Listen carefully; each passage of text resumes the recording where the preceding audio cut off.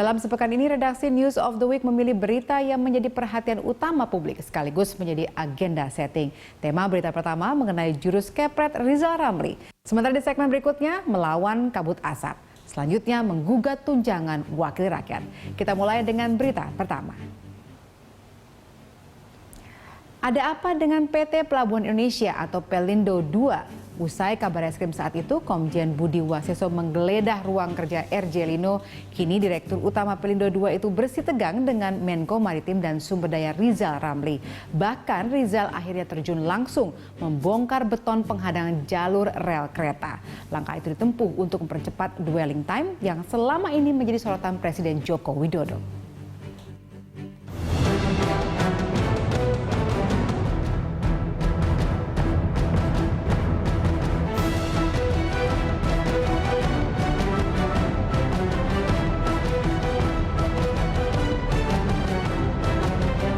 Kami mau tegas, kali ini kagak ada lagi penolakan. Kalau ada yang menolak, kita kepret gitu. Menko Maritim dan Sumber Daya Rizal Ramli akhirnya benar-benar mengepret Pelindo II. Rizal Ramli langsung datang ke Pelabuhan Tanjung Priok dan membongkar beton penghadang jalur rel kereta di lapangan penumpukan peti kemas Pelabuhan Tanjung Priok. Menurut Rizal, PT Pelindo II sengaja menutup jalur rel ini untuk kepentingan sempit Pelindo II. Padahal jika jalur kereta ini dibuka, sepertiga kemacetan lalu lintas di sekitar Tanjung Priok berkurang. Rizal mentargetkan rel sepanjang 1,2 km ini bisa beroperasi dalam 2 hingga 3 bulan ke depan. Rizal berharap pihak Pelindo II tidak menghalangi revitalisasi jalur rel menuju Pelabuhan Peti Kemas ini demi kepentingan nasional. Ini yang perintahkan Menko agar segera dibangun jalan kereta api. Pelindo yang selama ini menolak harus tahu diri, ini kepentingan nasional. Pada dasarnya kita ingin mengurangi dwelling time, yaitu dari 7-8 hari menjadi kurang dari 2,5 hari. Yang kedua, selain soal dwelling time, ada waktu sandar yang terlalu lama di sini. Kenapa? Karena lapaknya Pelindo itu disewakan kepada berbagai perusahaan swasta. Jadi masing-masing tanahnya tanah Pelindo disewakan kepada swasta-swasta pengusaha lapak ini. Dan koordinasinya tidak bagus sehingga waktu sandar itu bisa menjadi sangat lama.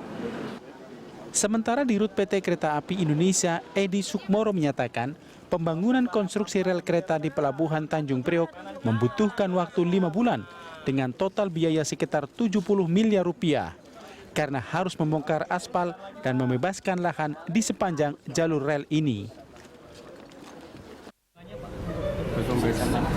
Kalau pembangunannya 70 M lah. Miliar. Tapi kalau pembebasannya kan belum selesai. Tapi gelondongan bisa lebih dari 200 lebih. Oh enggak lah. Mudah-mudahan enggak. Lo jangan didoain mahal-mahal. Pembukaan rel kereta di Pelabuhan Tanjung Priok ini merupakan bagian dari 7 langkah strategis Menko Maritim dan Sumber Daya Rizal Ramli untuk membenahi Pelabuhan Tanjung Priok dan mempercepat dwelling time dari 5,7 hari saat ini menjadi 2-3 hari saja. Sejak menjabat Menko Maritim dan Sumber Daya, Rizal Ramli tak henti menabuh genderang perang terhadap praktek-praktek KKN dalam tubuh BUMN dan pejabat pemerintahan. Fokus Rizal saat ini adalah membenahi Pertamina dan Pelindo II. Fakta teranyar yang disingkap Rizal adalah adanya birokrat yang memanfaatkan jabatannya untuk meminta jatah proyek kepada Pertamina terkait pembangunan fasilitas penampungan atau storage BBM senilai 2,4 miliar dolar. Caranya dengan menyodorkan proyek pipanisasi BBM di Pulau Jawa yang bernilai lebih dari 5 miliar dolar Amerika. Katanya revolusi mental, kelakuannya nggak berubah, KKN jalan terus. Katanya revolusi mental, main proyek masih narik keuntungan dari cara-cara yang benar, masih. Harus ada etika baru dong kalau pejabat, jangan bisnis. Keluarganya kalau bisa jangan bisnis. Di kita dianggap ini hal yang normal. Saya pejabat, anak saya pengen supaya bisa menang di Pertamina. Proyek bikin storage. 2,4 miliar dolar. Padahal nggak perlu-perlu amat gitu. Keluarga saya perlu bikin proyek pipanisasi BBM seluruh Jawa. Nilainya di atas 5 miliar dolar. 60 triliun. Selain mengusik Pertamina, Rizal Ramli juga mengepret Pelindo II. Menurut Rizal, pelabuhan yang dikelola Pelindo II kini sudah dikuasai raja-raja kecil sehingga menutup jalan revolusi mental Presiden Jokowi. Karena itu, harus dikepret. Rizal juga menyindir pencitraan Pelindo II melalui iklan bernilai 12 miliar rupiah di media massa. Rizal menilai pencitraan Pelindo II bernilai miliaran itu berlebihan karena menghambur-hamburkan uang BUMN hanya untuk mempertahankan argumen yang belum tentu benar. Kami sangat menginginkan teman-teman kalangan intelektual untuk mendorong perubahan di Indonesia. Tapi tidak bisa, mohon maaf, saya antitesisnya SBY, nggak bisa dengan santun. Coba aja beresin masalah ini Mas Santun, kagak ada masalah yang bisa diselesaikan. Karena ini kan vested interest. Ya, Saudara Lino mau ngelawan saya, debat dia nggak bisa, dia pasang iklan di Kompas tuh. Katanya 4 halaman 3 miliar. Di bisnis berapa miliar? Iya kan? Di salah satu koran masuk beritanya editorial dalam iklan. Habisin barangkali berapa miliar. Hanya buat ngelawan RR doang. Dan nggak akan efektif. Saya nggak mau ladenin yang begituan, Nora. Harusnya DPR canggih, ya, minta Pelindo. Kok buang uang segitu gampangnya? Hah?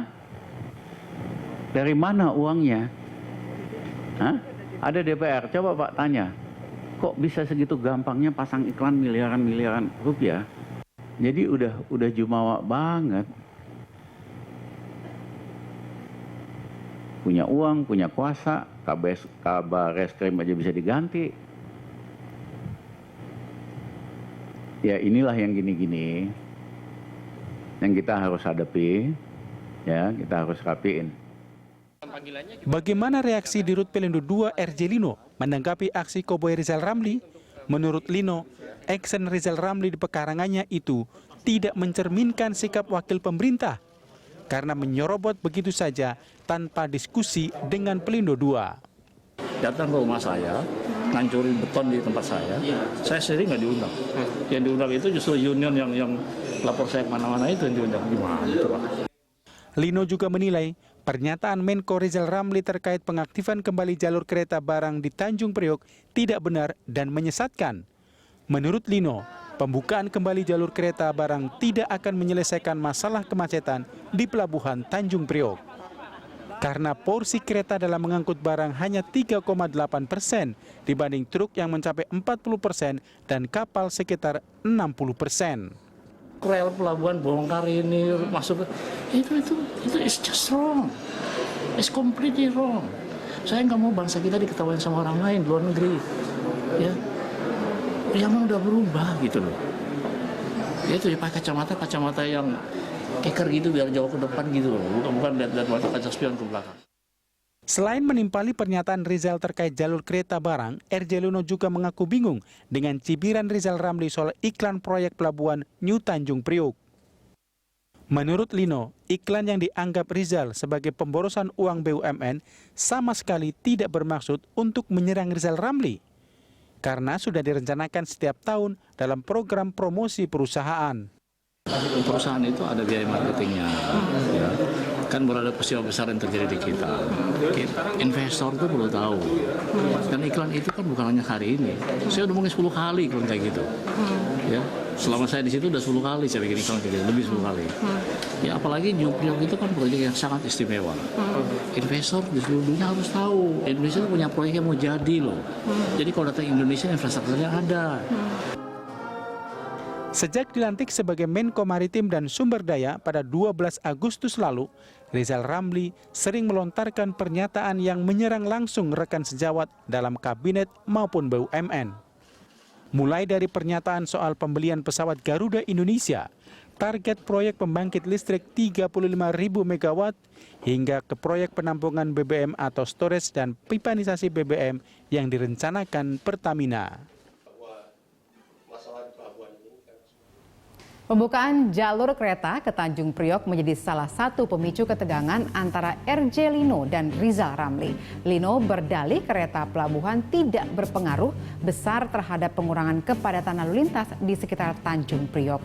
Namun menurut Supply Chain Indonesia atau SCI akan sangat meringankan beban hingga 65% transportasi menuju pelabuhan Tanjung Priok. Kereta api pelabuhan merupakan harapan besar bagi sistem bongkar muat pelabuhan Tanjung Priok. Menurut Supply Chain Indonesia atau SCI, lebih dari 3.000 perusahaan manufaktur di Jawa Barat bakal diuntungkan dengan jalur rel menuju dermaga pelabuhan Tanjung Priok.